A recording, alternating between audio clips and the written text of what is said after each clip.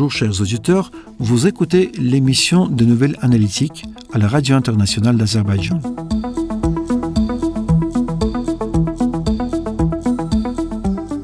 Le journal italien a publié un article dédié à la mémoire du grand leader Haïdar Aliyev.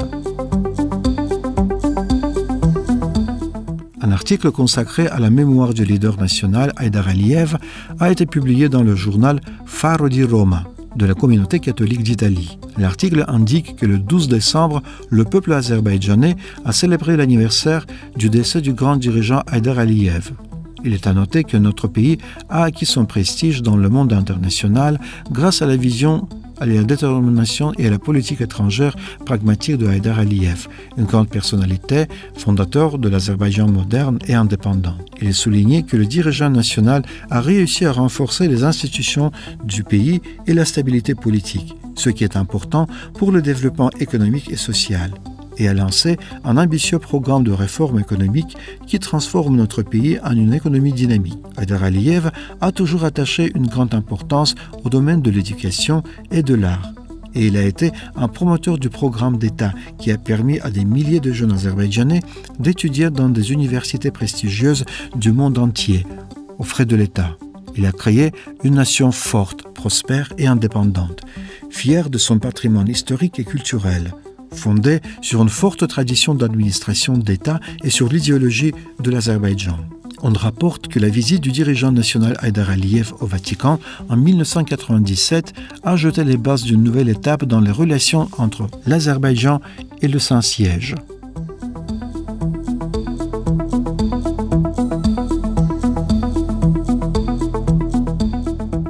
Il est noté dans l'article que la fondation Haïdar Aliyev, qui porte le nom du leader national et soutient la mise en œuvre de ses idées humanitaires liées à l'éducation, à l'art et à la culture, sous la direction du premier vice-président de l'Azerbaïdjan, Mehriban Aliyeva, restaure de nombreux monuments d'importance religieuse et historique dans différents pays et réalise d'autres activités humanitaires importantes.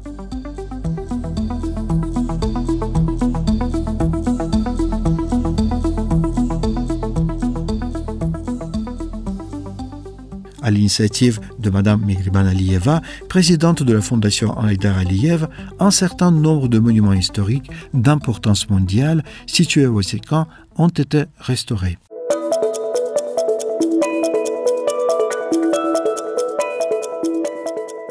Déclaration importante de Hikmet Ajiyev.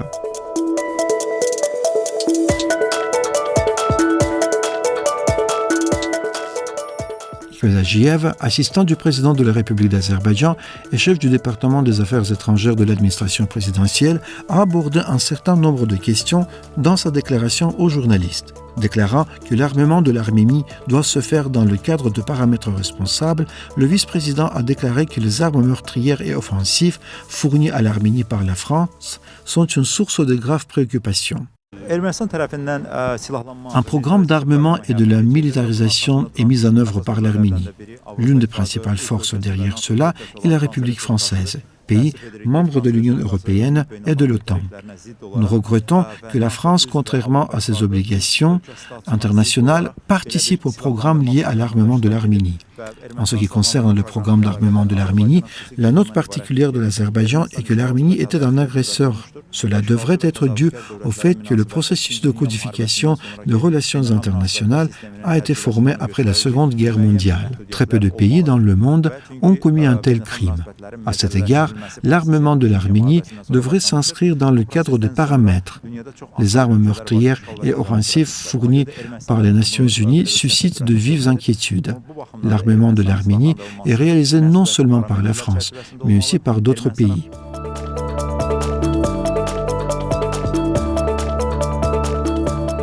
L'assistant présidentiel a également évoqué l'inexactitude des cartes des mines, déclarant que l'Arménie est l'un des pays produisant le plus de mines terrestres dans la région. Hikmet Ajiyev a souligné que la politique arménienne de terrorisme par mines terrestres contre l'Azerbaïdjan se poursuit. Plus d'1 million de mines terrestres ont été posées au cours des 30 années d'occupation, comme si cela avait été perdu après 2022, pendant la période où le traité de paix entre l'Arménie et l'Azerbaïdjan était en cours de discussion, les programmes de transport de mines depuis l'Arménie est le pays le plus actif dans la région et l'un des pays qui produisent le plus de mines terrestres. La politique d'exploitation minière a été menée dans le cadre du soi-disant régime avec l'ancienne ligne de contact. Ils continuent d'en être les victimes. La République d'Arménie en est directement responsable. Dans le cadre de la politique mise en œuvre par l'Arménie, environ 12% du territoire de notre pays est contaminé par des mines. Le nettoyage des mines est un processus très difficile. Dans de nombreux cas, les civils sont victimes de mines terrestres par accident ou à la suite d'une erreur. Dans le même temps, les mines constituent la continuation de la politique délibérée de terreur et d'occupation de l'Arménie contre l'Azerbaïdjan sous d'autres formes. Cela a un impact négatif sur la rapidité de la reconstruction et des travaux de reconstruction de l'Azerbaïdjan, rendant difficile le retour des civils en toute sécurité dans ces zones.